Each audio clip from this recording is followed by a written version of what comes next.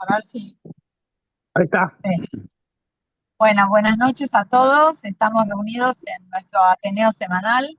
Tenemos el lujo hoy de tener un super Ateneo con un super capo del síncope que le pusieron el título de Manejo del síncope de pastillas a cables.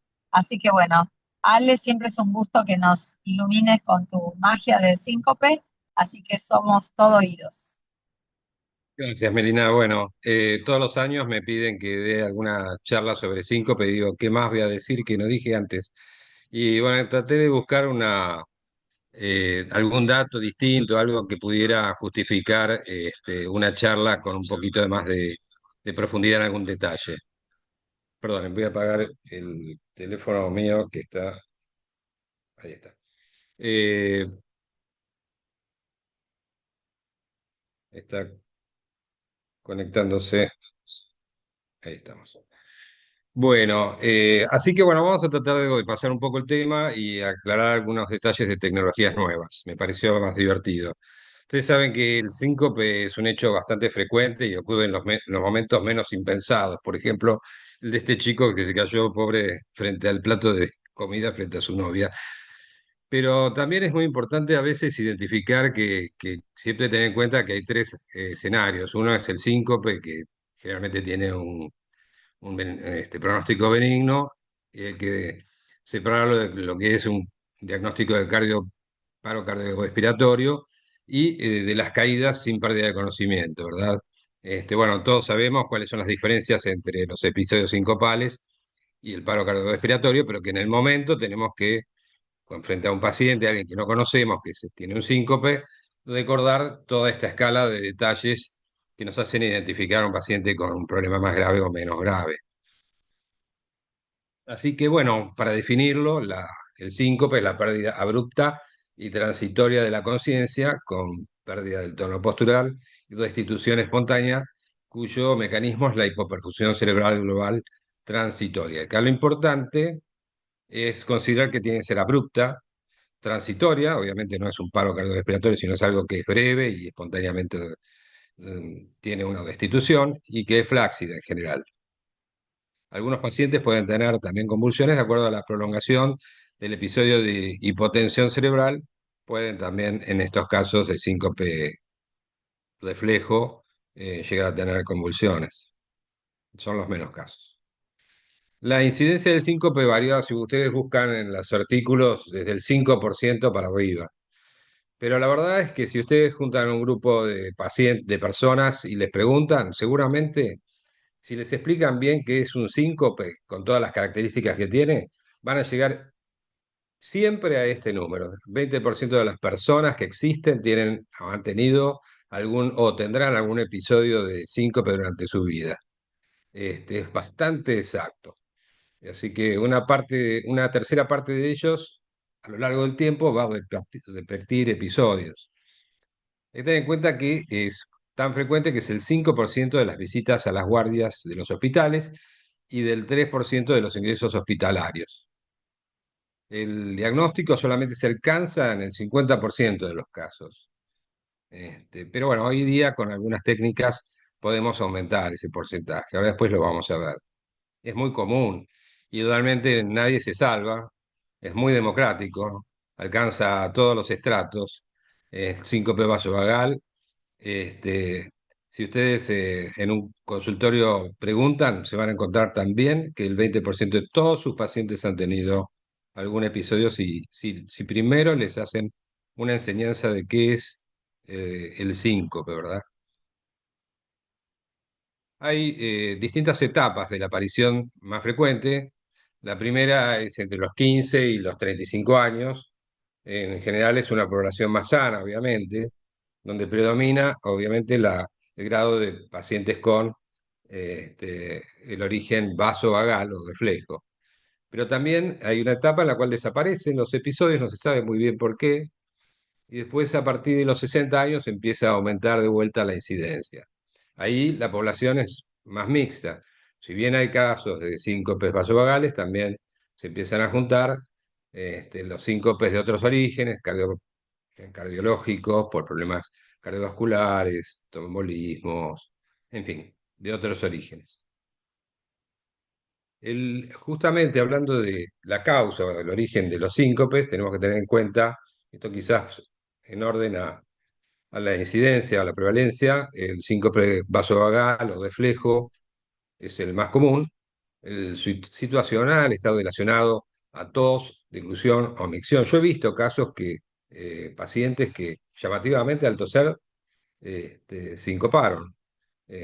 No son muchos los casos, pero cuando lo hay son dramáticos, porque los pacientes tienen pánico de toser, entonces, y no hay una definición de por qué ocurre tanto, pero bueno, que existen esos casos están descritos, sí. Síndrome del seno carotidio es una también enfermedad muy relacionada a los síncopes vasovagales. El síndrome del seno carotidio tienen en cuenta de que cualquier compresión del seno carotidio va a generar pausas, caída de la presión, y es una causa también para colocar marcapasos en algunos casos. Los síncopes ortostáticos que podemos ver en gente mayor generalmente, con drogas antihipertensivas, hipovolemia por anemia o postprandial, también relacionado a disautonomías primarias con enfermedades bastante raras, o a las disautonomías secundarias relacionadas más a las enfermedades como el Parkinson, la amiloidosis, la diabetes, etcétera. Otro de los síncopes ortostáticos que se ven es en la síndrome de taquicardia postural ortostática, que es un reflejo distinto, que el paciente se para y tiene una aceleración muy poderosa de la frecuencia cardíaca y eso genera una respuesta vagal refleja que hace que la presión caiga y el paciente se desmaye. Y por último, el síncope de origen cardíaco, que ustedes ya saben, por bradicardias, taquicardias, sistolia, que son las más comunes, pero también hay síncopes cardíacos por enfermedades estructurales como la estenosis aórtica, la miocardiopatía hipertrófica y algunas otras más. Yo siempre digo que no hay que olvidarse de que otras causas de síncope son el tromboembolismo pulmonar, siempre hay que tenerlo en cuenta. En gente joven y que tiene episodios reiterativos de síncope, pensar en los mixomas auriculares, que aunque son raros, bueno, y después vienen todas las enfermedades de QT largo, QT corto, Brugada, etcétera, ¿no? Una larga lista. Pero los más comunes en la prevalencia siguen siendo, como ustedes ven ahí, el color celeste, los reflejos, los síncopes reflejos. Después le sigue los cardíacos, el de causa inexplicable es la tercera causa, y el ortostático, que generalmente son causas que ocurren más en gente mayor, ¿verdad? Hay siempre en las presentaciones alguna diapositiva de Framingham, y esta es la mía, que relaciona el seguimiento de pacientes con la causa de los síncopes. Y como ven, el marroncito del negro es no síncope o síncope vasovagal, que en definitiva lo que muestra es que tener síncopes vasovagales no aumenta la mortalidad a 25 años. Mientras que si uno no tiene una causa conocida de síncope, tiene un riesgo intermedio y las causas neurológicas y cardíacas tienen un pronóstico peor a los 25 años. Es interesante, de esta manera se dividen las aguas de a qué síncope tenemos que tener mucho más temor, ¿verdad? Las causas, como muestra, esto es una de las tantas, un bloqueo paroxístico, puede ser por reflejo, o puede ser por un trastorno de verdadera trastorno de la conducción. El Wolff-Parkinson-White, con fibrilaciones auriculares a alta frecuencia, pueden causar síncope, y ustedes ven abajo que de fibrilación auricular pasa a fibrilación ventricular, que es la causa típica de la muerte por pacientes con síndrome de Wolff. Y lo que pasa en algunos pacientes deportistas, ¿no? Que descubren que tienen síndrome de Wolff después de un procedimiento, de un episodio.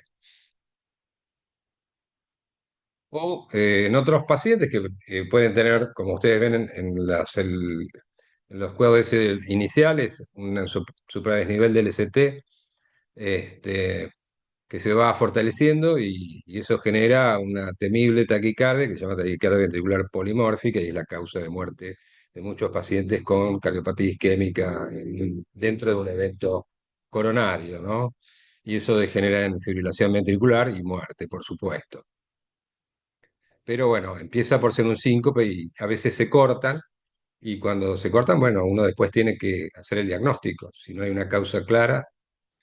este, Así que dentro de la estrategia para evaluar un paciente con síncope, tenemos que identificar la causa a fin de abordar un tratamiento eficaz. Y la segunda cuestión es establecer el nivel de riesgo de vida y la probabilidad de recurrencia. Para eso se han diseñado scores. Algunos hay varios, pero yo generalmente tomo el de SIL. Todos tienen los mismos ítems: el electrocardiograma normal, la historia de insuficiencia cardíaca, ausencia de pródromos, la edad mayor de 65 años. Todos suman a un score, y cuando el score tiene más de 3 puntos, entonces ya el riesgo de ese síncope es mayor y justifica que ese paciente quede internado. Si tenemos una categoría 1 y 2, el paciente puede ser ambulatorio, mientras que si suma 3 puntos de esos que vimos antes, entonces el paciente debe quedar en observación para hacer estudios e internado. Otro de los scores que usamos es para saber cuánta posibilidad recidiva hay a 30 días. Entonces ahí los ítems que se toman son la tensión arterial sistólica menor de 90, la presencia de disnea, un electrocardiograma sin ritmo sinusal, o sea, cualquier arritmia, o cambios anormales del trazado también, historia de insuficiencia cardíaca y un hematocrito menor de 30. Así que bueno, si sumamos todos ellos, podemos darnos cuenta que si hay poca cantidad de estos puntos, tenemos un bajo riesgo de recidiva, de 0,3, y cuantos más sumamos, llegamos a un 15%. El dato quizás más importante es que si el paciente ya tuvo más de un episodio, probablemente vaya a seguir teniendo episodios. Mientras que si es un episodio único, quizás tenga la suerte de que sea verdaderamente único en su vida. El hematocrito de 30 determina también a veces qué pacientes están anémicos, y no es impensable que un paciente que tuvo un episodio sincopal por anemia, por alguna hemorragia digestiva, todavía no diagnosticada, vuelva a tener en esos días otro episodio por otra hemorragia. Así que es un dato bastante importante para evaluar los casos. La sistemática para estudiar un paciente con síncope debe primero incorporar una serie de cuestiones como la anamnesis y el examen clínico como primera fuente de información para el diagnóstico, el electrocardiograma y el laboratorio. Fíjese que la anamnesis y el examen clínico ya nos identifica el diagnóstico con un 45% de acercamiento. El electrocardiograma nos ayuda a ver el riesgo y la posibilidad de recidiva, como dijimos antes, pero es bastante modesta su participación en el diagnóstico. Laboratorio para ver el hematocrito precisamente. Bueno, tenemos opciones de hacer ecocardiograma para ver la función ventricular. El masaje del seno carotídeo debe ser siempre intentado en pacientes que no tengan antecedentes recientes de accidente cerebrovascular. El Holter es bastante pobre. El estudio electrofisiológico, ya vamos a hablar después, tiene su participación, pero solamente para un grupo seleccionado de pacientes. La ergometría yo la uso para ver cosas que no veo en estado basal, pero básicamente tiene poco rendimiento.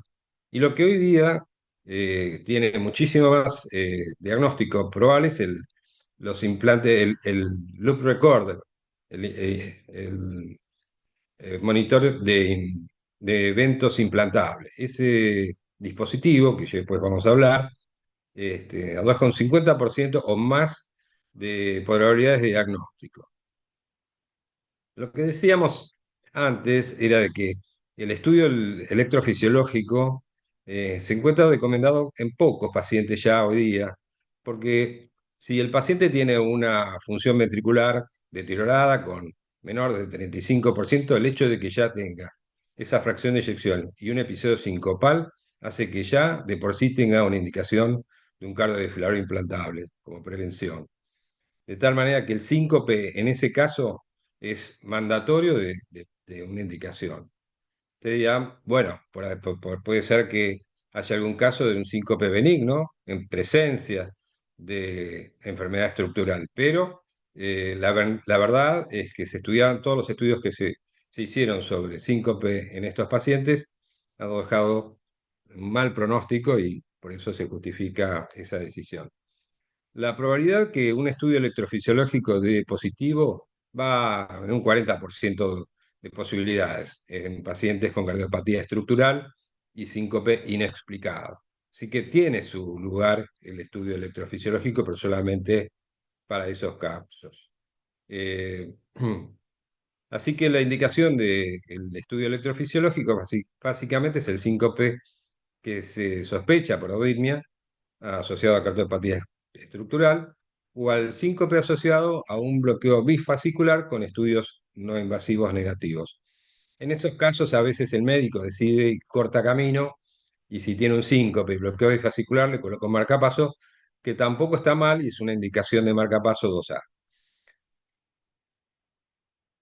Hay que tener en cuenta de que existe muchos escenarios posibles en la presencia de un síncope.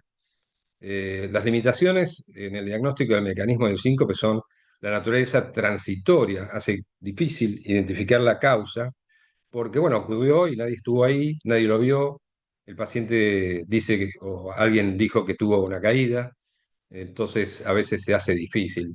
Y además, porque hay muchas causas que son heterogéneas, pueden coexistir en un mismo paciente. Por eso, los escenarios posibles entre pacientes con síncope y enfermedad estructural son claramente el paciente que tiene una cardiopatía estructural y tiene una causa cardíaca por arritmia o por bloqueo, o por la que sea, neuropatía hipertrófica. Ese es el caso de la izquierda, el ojo.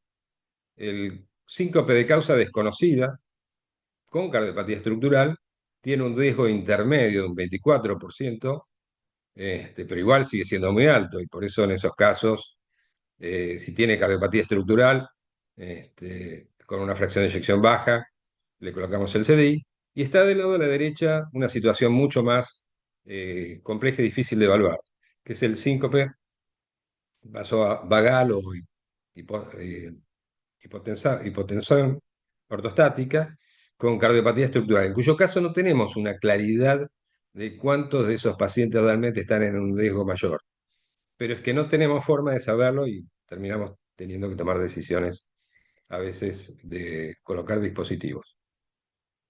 Todos los estudios, todos, que se han hecho sobre pacientes con miocardiopatía y síncope, ponen al síncope en la misma línea de riesgo potencial que si tuviera una arritmia ventricular sostenida.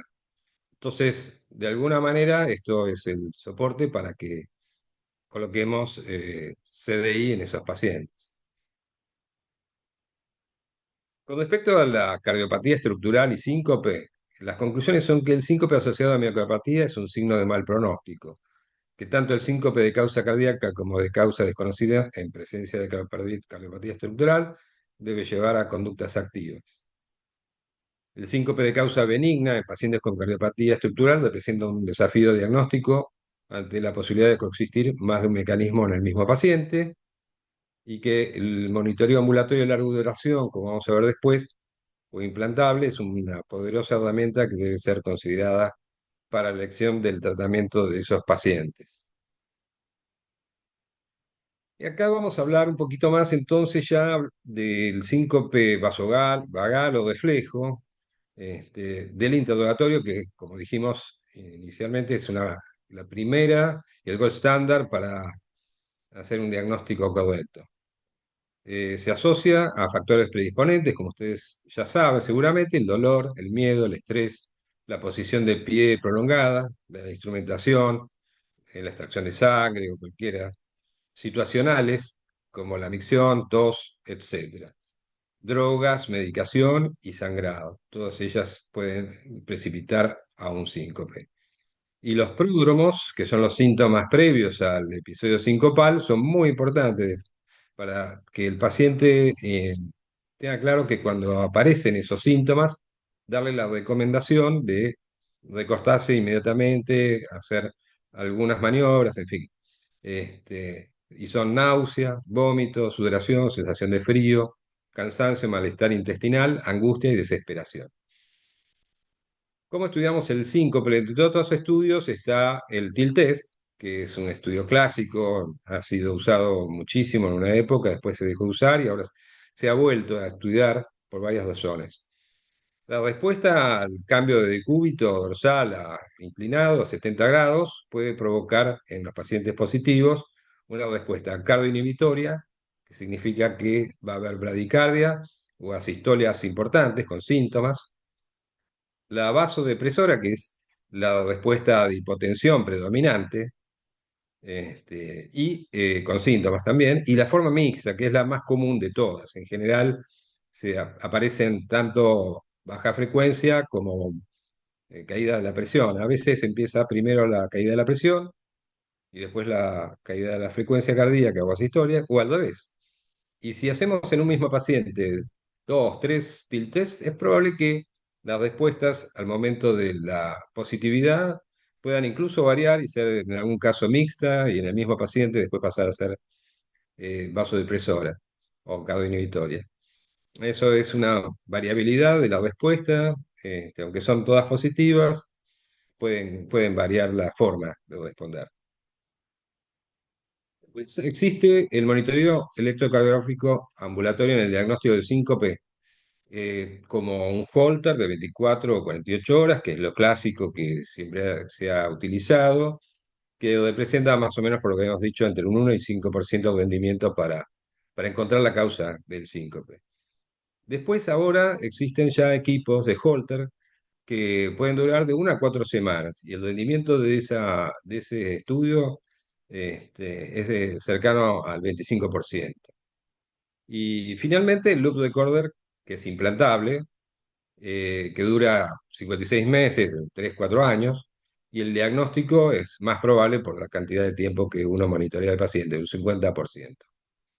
Estos loops ya se encuentran en todas las guías, los loops implantables, con indicaciones muy fuertes y precisas, sobre todo en pacientes con características de alto riesgo, cuya evaluación diagnóstica general no demostró la causa de síncope y para los que no tienen una indicación convencional para la prevención primaria de un cardiofilador o indicación de marcapasos.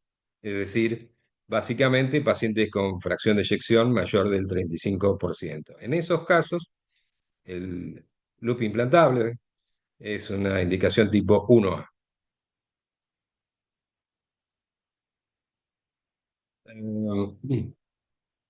¿Cómo es el monitor de eventos implantables? Bueno, hay varias marcas, pero la que ha llevado la más rápida progresión de la tecnología es la de Biotronic, claramente, y ya está en un número de serie de 4, es decir, el Biomonitor 4 verdaderamente es el que más tecnología ha sumado.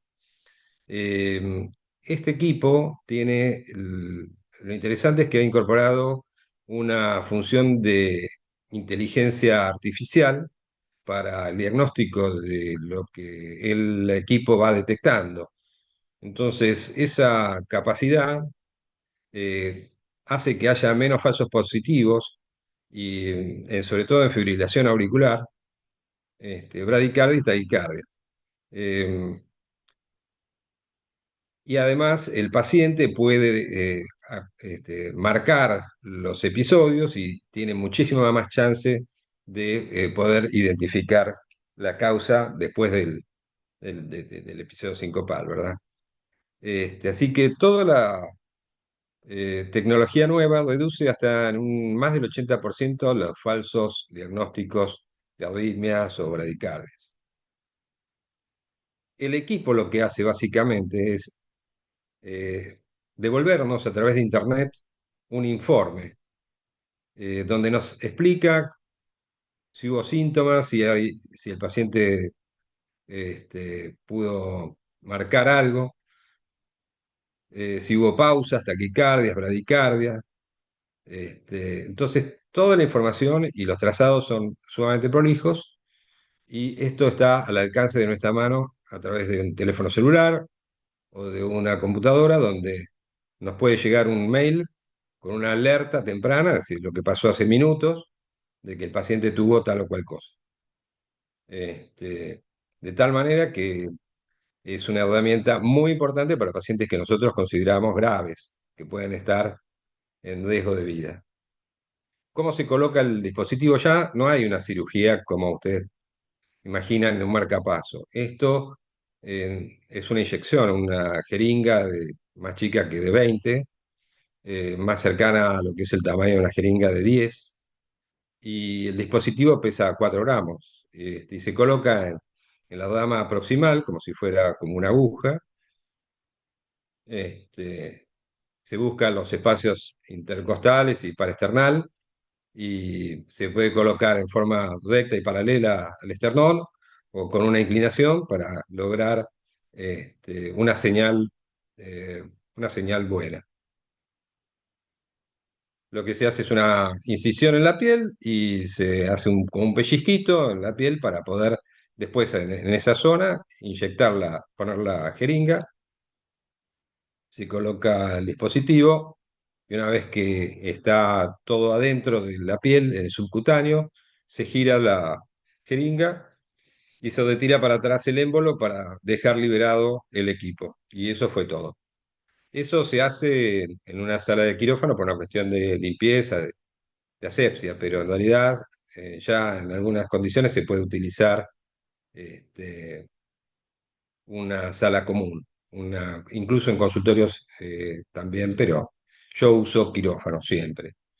La verdad que es muy sencilla la maniobra. El equipo queda ahí con un par de puntos, y a la semana se sacan a los 10 días y listo. Pero como decíamos antes, como ven arriba a la izquierda, el paciente tiene colocado el dispositivo eh, emite una señal de frecuencia que es captada por un celular, básicamente el que ven arriba a la derecha. Ese celular, que lo ven abajo a la izquierda, emite a su vez una señal telefónica. Esta es un teléfono satelital, básicamente, un teléfono más.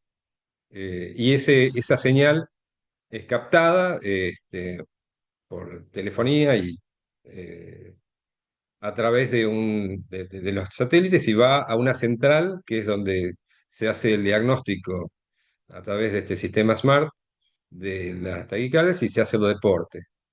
El reporte finalmente es trasladado al médico, llevado al médico a través de Internet, a través de una página de Internet donde el médico a través de un código ingresa y puede recibir toda la información del paciente, tanto en las pausas, las bradicardias, las taquicardias, la fibrilación auricular, en fin. Todo eso aparece en el reporte y puede aparecer a través del aviso que uno puede entrar a esa página. Así que las señales son extraordinariamente finas ya porque se ha reducido muchísimo el ruido y los artificios que se producían, entonces es más claro para ver cuando uno hace el análisis en vivo, es decir, el paciente viene a la consulta y uno tiene un programador de la empresa, puede colocar el WAN, es el dispositivo para interrogar el aparato, y podemos ver esta señal que ustedes ven a la izquierda, tan clara. En esos casos, entonces podemos ver la fibrilación auricular, las pausas, la bradicardia y las taquicardias, y con este sistema inteligente se redujo un 86% los falsos positivos. Así que eso es lo que hace al monitor implantable. La ventaja del monitor es la cantidad de tiempo que uno puede monitorear, incluso tomar actitudes terapéuticas como darle drogas y ver si eso funciona o no. A través del monitor se puede estar más tranquilo y seguro de que, de que el paciente va respondiendo o no. Pero hoy día hay otros elementos también, otros aparatos que pueden ayudar, como este que es el BioFlux. Es un holter, básicamente es el aparatito que ustedes ven abajo negro con el trazado electrocardiográfico. Esto es lo que se llama holter prolongado y puede durar un día, 7 días, uno, dos, tres, hasta 30 días, incluso más. Básicamente el aparato es un teléfono que se ha adaptado como holder y está conectado a una red Movistar. Y ese aparato lo que hace, colocado durante 30 días, es detectar y enviar la señal a través de telefonía a una central donde unos técnicos hacen la evaluación de los diagnósticos que van ocurriendo y finalmente al fin de los días que nosotros acabamos de grabar, la empresa tiene 72 horas para arrojar un informe al médico que fue el que estuvo en cabeza del estudio y de esa manera ver cuál fue la causa o las condiciones que pasaron en esos 30 días. Es interesante porque no es implantable. Básicamente, si uno lo ve comparativamente, es parecido al loop implantable, pero tiene algunas cuestiones. Si bien es diagnóstico, el paciente tiene que trabajar un poco porque tiene que cambiar el- los electrodos cada vez que se baña, y cargar el equipo una vez que el equipo le indica que tiene que conectarlo para cargarlo. O sea que hay una necesidad de cierto trabajo y que el paciente sea suficientemente hábil como para poder manejar esta situación, ¿verdad? Pero es una herramienta muy útil que me parece que tiene su lugar en pacientes intermedios, en los cuales uno no está dispuesto a colocar un dispositivo, pero sí cuando el Holter no dejó ninguna información y uno sabe que el paciente está muy sintomático, puede ser un camino intermedio entre un Holter y un monitor de eventos, ¿verdad? Tiene tres canales. Ya les digo que el informe es automático y viene hacia el médico. El médico después hace una supervisión de todo eso. Y otro detalle es que si ocurre un evento importante, los técnicos pueden llegar a mandar al médico también un informe de urgencia. Pero bueno, eso es algo que puede o no contratarse. Ahí me pareció divertido hablar un poquito de los relojes también, que, a ver, el paciente no va a hacerse un electrocardiograma a través del reloj en el momento que se desmaya, porque obviamente va a estar desmayado, pero sí es una forma de establecer, una vez que se recupera, quizás el estado del ritmo cardíaco, la presión arterial, o si hay insuficiencia cardíaca, a través del reloj. En este caso, yo tengo el Samsung, que es el que yo usé acá, aunque el Apple ya está autorizado acá en Argentina, a partir de la Apple 5 es más o menos, eh, comparativamente, la tecnología entre Samsung y Apple se parecen. Pero bueno, como los teléfonos son más económicos y los pacientes a veces tienen ciertas limitaciones, yo creo que el Samsung en ese sentido va a ser más accesible. Estos relojes sirven para hacer detección de arritmia de fibrilación auricular, tienen un trabajo en la prevención y rehabilitación cardiovascular y también en la insuficiencia cardíaca. Tiene tres sistemas para detectar. Un óptico que analiza la reflectancia del volumen capilar a través de un espectro de luces LEDs, que lo que hace es analizar la onda del pulso hemodinámicamente. Esa onda del pulso nos da la capacidad de hacer el diagnóstico de frecuencias cardíacas en reposo, ejercicio, variabilidad, irregularidad del pulso, como puede ser en la fibrilación auricular. Eso no requiere de electrocardiograma, sino que el diagnóstico de fibrilación auricular lo va a hacer a través de este sistema, este, solamente a través de la irregularidad del pulso. Y nos puede dar alertas avisándonos que estamos en esa condición de fibrilación auricular. El otro es el sistema eléctrico, que es en realidad un monitor, que es un mecanismo físico a través de la diferencia de potencial entre la base del ojo que tiene contacto con la piel y un electrodo que está al costado, tocando, ahora ya después les voy a mostrar. Podemos hacer un electrocardiograma con una interesante cantidad de derivaciones. Esto nos da también, pero ya obviamente eso hay que hacerlo despierto, obviamente no sirve para, pero es más que nada para ver los ritmos como la fibrilación auricular, electrocardiogramas con extrasístoles y demás. Y después hay otra función, otro mecanismo, es a través de la impedancia, que nos da microcorrientes, es decir, lo que hace es disparar una cantidad de energía eléctrica y mide la impedancia durante ese tren de disparos y nos puede dar la resistencia de los tejidos corporales a nivel celular, lo cual nos habla, por ejemplo, de insuficiencia cardíaca. Ahí me pareció interesante esto, no sé si por ahí ya lo conocen los demás, pero el teléfono, el reloj tiene al costado una perillita y eso nos puede dar, como decíamos antes, con el contacto, un electrocardiograma como el que ustedes ven abajo, chiquitito.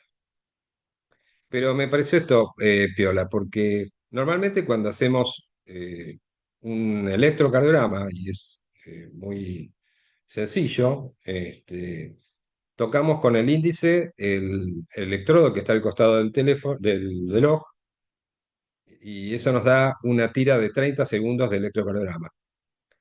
Pero si nosotros ponemos en el pie izquierdo, podemos tener otra derivación. En la mano izquierda es la de 1, clásica. Pero si usamos la pierna izquierda y el dedo, vamos a tener una derivación de 2. Y si usamos la pierna derecha, vamos a tener una derivación de 3. Y si colocamos el teléfono, el reloj sobre el pecho en la derivación B1 y ponemos el dedito también, ahí vamos a tener B1. Y así todas las precordiales.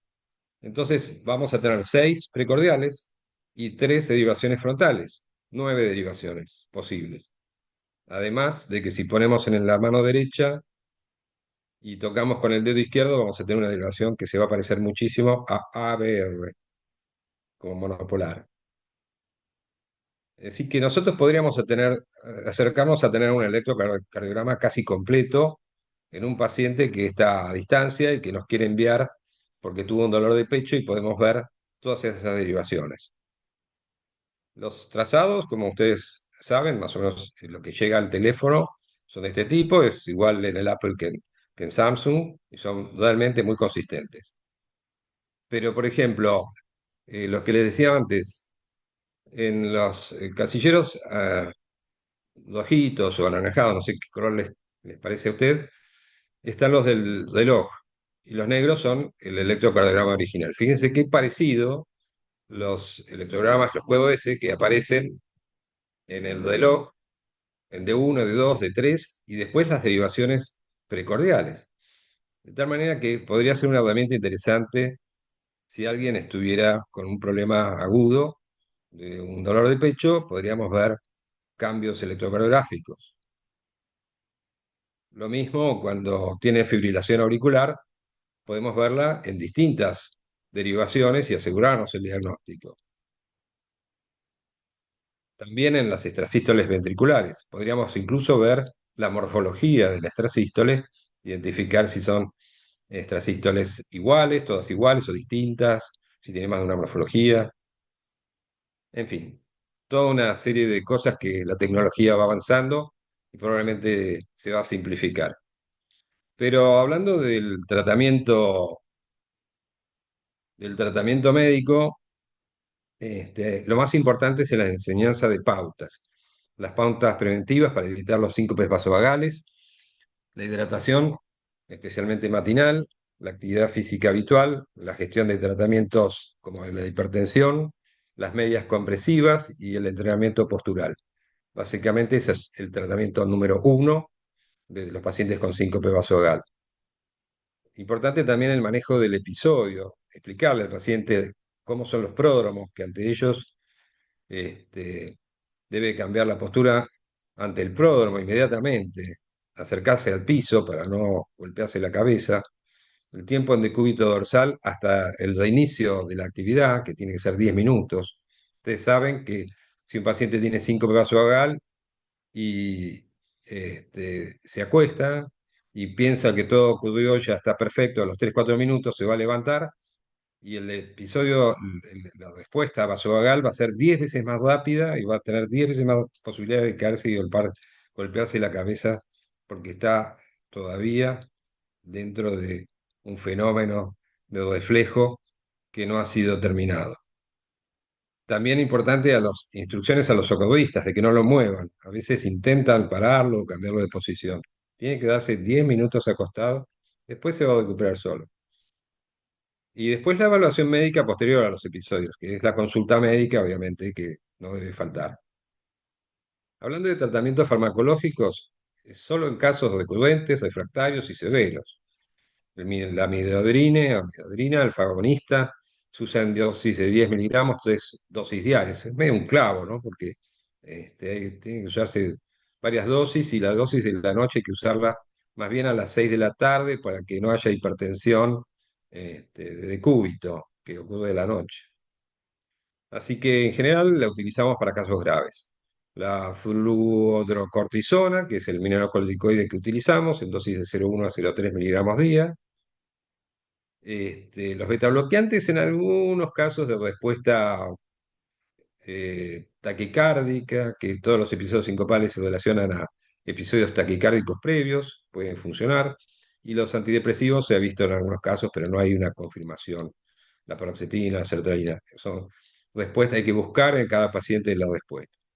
Y los tratamientos no farmacológicos, hoy día se utiliza la cardioneuroablación, que vamos a hablar de un minuto después, y los marcapasos verde con función CLS, que son marcapasos que tienen una muy estrecha relación de respuesta con los cambios de impedancia que este, de un latido al otro, y que eso nos identifica cuando está empezando a ocurrir una caída de la frecuencia, del volumen de sangre, y entonces aceleran la frecuencia cardíaca y abortan el episodio sincopal.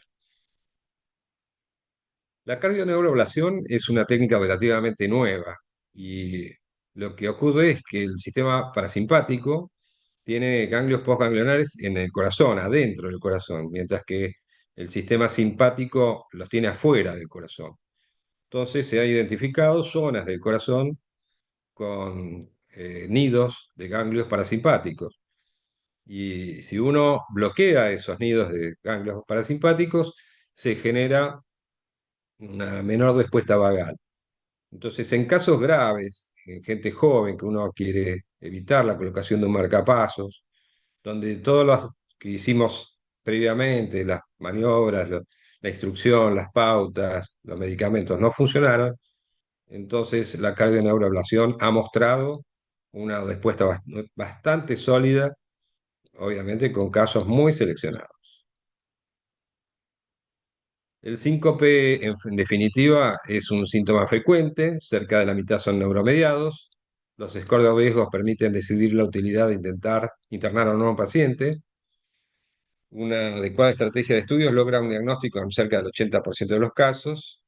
Los monitores de eventos externos e implantables mejoran nuestra capacidad para detectar su origen y existen nuevas tecnologías de tratamiento de denervación parasimpática y de estimulación selectiva en los casos severos y refractarios. Gracias. Buenísimo, Ale, buenísimo. Como siempre.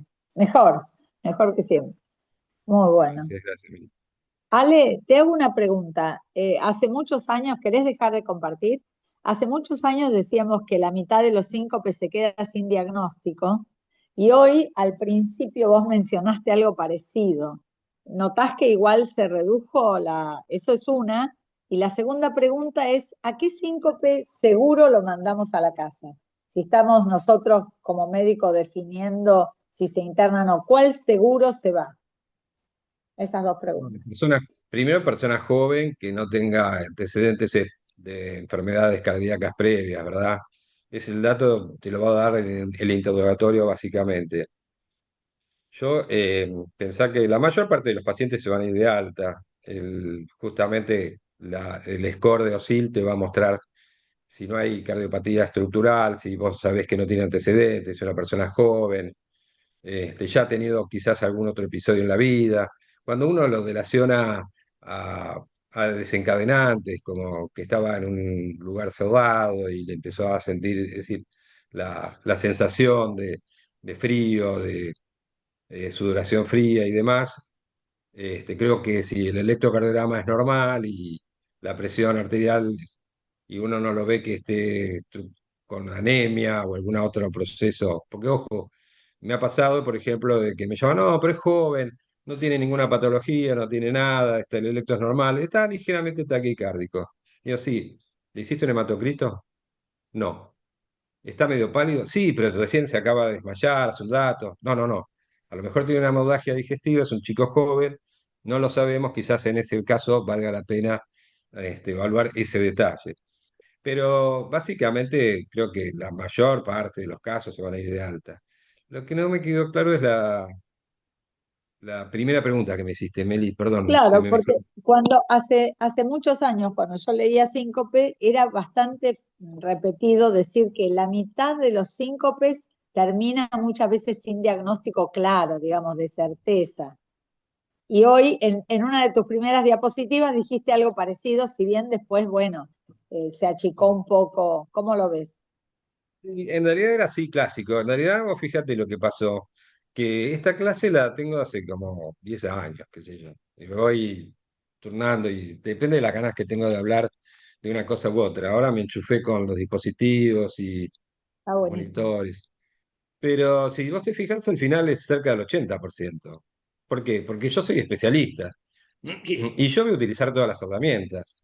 Y la diferencia probablemente radique ahí, que el especialista va a utilizar el holter de muchos días, que va finalmente a colocar un monitor de eventos. Entonces yo probablemente, no lo digo con modestia, pero probablemente tenga un porcentaje mayor de diagnóstico. Le voy a hacer un Ok, tilt test, tengo todas las herramientas, mientras que un médico clínico, generalista, cardiólogo, por ahí no utiliza todo. Por eso es importante lo que hablamos. sí. Este, Esa es un poco la ¿Alguna idea. pregunta? El resto, comentarios, preguntas.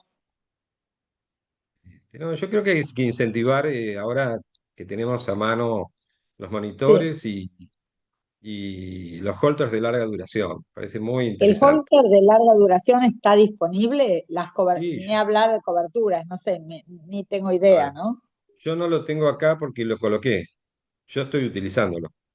Y son mis primeros pasos, ¿viste? Pero está, a ver, es una herramienta que se puede utilizar como holter común, pero en realidad yo creo que el gran atractivo que tiene es para esos casos que vos te quedaste con sabor a nada después de ver un holter normal en alguien que vos sabés que tiene algo. Claro, Este, sí, sí. y una paciente vino de Pergamino y a la mañana al hospital, ayer a la mañana, y me dice, no, tengo episodios de taquicardia todo el tiempo, me hacen holter y nunca me aparece nada. Estoy cansada, me dice el doctor, yo quiero una UCOE. Bueno, a ver qué está dispuesta a ofrecer. ¿Colocarse un dispositivo debajo de la piel o hacer un holter de un mes, probablemente, o de 7 días? Y me dice, no, no, yo preferiría esto. Bueno, ok, entonces ese es el caso, ¿verdad? Claro. Este, y Ahí yo tengo pacientes. Jennifer Oh, a ver, está escribiendo Jenny. Dice, sí, cuando tenés síncope neuromediado reproducible con pausas severas en alguien joven, ¿cuánto tiempo lo esperas? un pulso reproducible. Si el paciente tiene muchos síntomas y no responde a otras cosas, probablemente si fuera joven yo le ofrecería, lo sentaría y le diría, mire, usted tiene dos opciones. Con medicamento no funcionó, tiene síncopes repetitivos, algunos graves, o se coloca un marcapasos CLS, que son los de Videotronic, o se hace una cardioneuroablación. Los pros y los contras, bueno, la cardioneuroablación, el problema, si bien funcionan, tiene una chance de complicaciones, y cuando se complican, se complican. No son muchas las chances, pero si te ocurre, estás pagando un precio muy alto. Ahora, verdaderamente el otro aspecto de la cardioneuroblación es que es una técnica relativamente nueva que a futuro todavía no se sabe qué pasa con esa gente cuando llegan a 60 años, porque no hay seguimiento todavía. Y por ahí el sistema parasimpático, que era un problema a los 25 30 años, este, después cuando no lo tiene, a los 60 se transforma en un problema. Porque yo como le decía a un grupo de electrofisiólogos, nada más claro que la variabilidad de frecuencia es buena para el corazón. Eso lo hemos estudiado Sí, siempre. ¿Quiénes están peor? Los que tienen poca variabilidad de frecuencia. Entonces, si vos le sacás el parasimpático, le estás sacando variabilidad de frecuencia. Entonces, por un pensamiento lógico, aunque en realidad quizás al sacarle la variabilidad de frecuencia, terminamos convirtiendo una enfermedad en otra. No lo sabemos. Pero cuando vos tenés un caso de un paciente joven que se cae y se golpea la sí, cabeza y se destruye contra el piso, muchas veces algo hay que hacer. Y si el paciente es joven, quizás esté más predispuesto a hacerle una cardioneurablación y si no funciona, pues un marcapasos. Un poco para entiendo. repartir las Sí, aguas. sí. ¿Alguna María pregunta? Eugenia, ¿el A ver, a éxito ver. de la cardioneuroablación, hay algún porcentaje ya de como para saber a cuántos pacientes jóvenes de los que mandás les va bien? Sí, sí, sí, la chance es alta. Tienen un 85% de éxito, muy constante, y después hay grupos intermedios que tienen una mejoría, que logran mantenerse eh, sin pérdida de conocimiento, sino que hacen cuadros mucho más leves o menos frecuentemente. Lo que pasa es que también es difícil de seguir esos pacientes, ¿verdad? Es decir, no es como una taquicardia, porque puedes tener episodios menores y no llegar al síncope, y sin embargo los tenés. Es decir, acá no es todo o nada. Es mejoró el paciente desde el punto de vista de su seguimiento clínico, entonces es un éxito, pero bueno, tiene que haber una mejoría consistente, ¿no? Sí. Bueno, Ale, buenísimo, buenísimo. Lo vamos a colgar Bueno, en el canal de YouTube, así que los que no, había mucha gente de vacaciones y afuera, así que todos lo van a poder ver. sí, sí, es un día un tanto distinto. Difícil. Y te agradecemos especialmente que hoy tenés un viaje y antes nos das la charla de 5. No hay problema, al contrario, un gusto.